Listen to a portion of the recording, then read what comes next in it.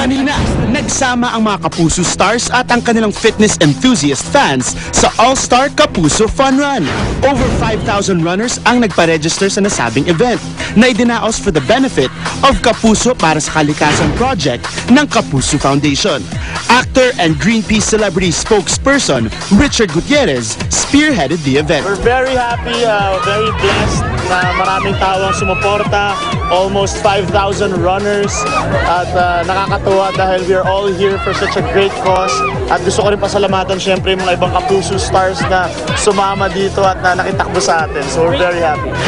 Naging co-host naman ni Richard si Iza Calzado, nakipagkarera sa 5K category ng nasabing fun run.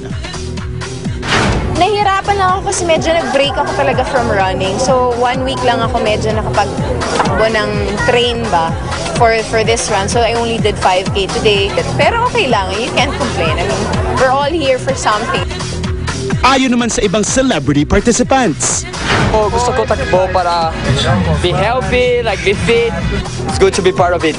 Of course, it's always good to do exercise every morning, to see a lot of people waking up 4 or 5 a.m. just to run.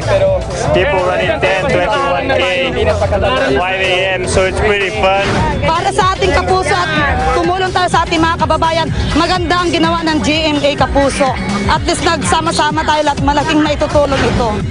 Sa pagtatapos ng fun run, pinarangalan ang runners na nanguna sa bawat category. Binigyan din ng awards ang youngest and oldest male and female participants.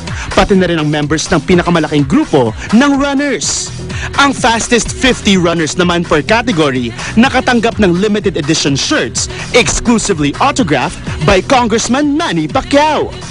Hindi naman naitago ni Richard ang kanyang kasiyahan dahil sa success ng All-Star Kapuso Fun Run. Well, this fun run was organized by GMA Kapuso Foundation at merong branch ngayon, may sub-branch ang Kapuso Foundation na Kapuso para sa Kalikasan. So, yung profit na nakuha natin dito sa event na to, mapupunta yan sa paggawa ng mga watersheds, water systems, water drainage all over the country. And meron din tayong mga tree planting programs nationwide na may mga ka-tie up tayo mga public schools na tinutulungan din ng Kapuso Foundation.